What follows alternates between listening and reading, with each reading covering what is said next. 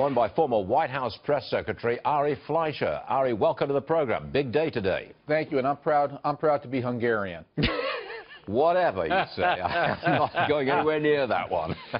Look, when you get this kind of catastrophe occur with Harvey and Irma, you naturally think, well, how is the president handling it? How's he doing? Because he's out there every day. He's got to marshal the forces and the resources. What's your judgment of President Trump's performance thus far?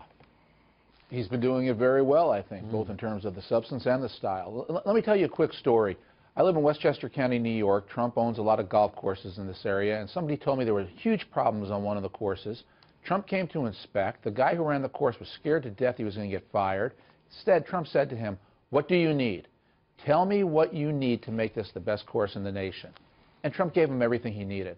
I think that's Trump's style, frankly. I think he goes to the FEMA, he goes to the first responders, and he says, coordinates them, tell me what you need, and then he makes sure that those things are in place. That's what I've observed. What's it like when you're the White House spokesman, you're speaking on behalf of the President of the United States, and you've got to stand in front of the media, and you've done this, and you've got to impart what could be negative news? What's it like?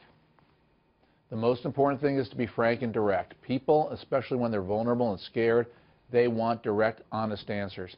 And that's why when I watch the head of FEMA talk about that this is going to last another 3 or 4 days, there will be catastrophic results. You know, people want straight talk, and then they will believe what you say, and it enhances your ability to get your job done. Okay. Now, as you know, I'm sure, the House just passed the Harvey relief debt ceiling package. There were 90 no votes in that vote, and all 90 of them were Republicans. Now, what do you make of that? Right. Well, Stuart, I think it shows why Donald Trump did the right thing in working with the Democrats on this. It's a short-term solution. They still have the fundamental legislation that's going to be the real test. But the fact of the matter is, for a decade with President Obama in office and Republicans in the House for 8 years, Republicans and Obama engaged in brinksmanship, shut down debates, talk about default. To what purpose? To what good? It did no good. Donald Trump comes along and says, I'm not playing that game.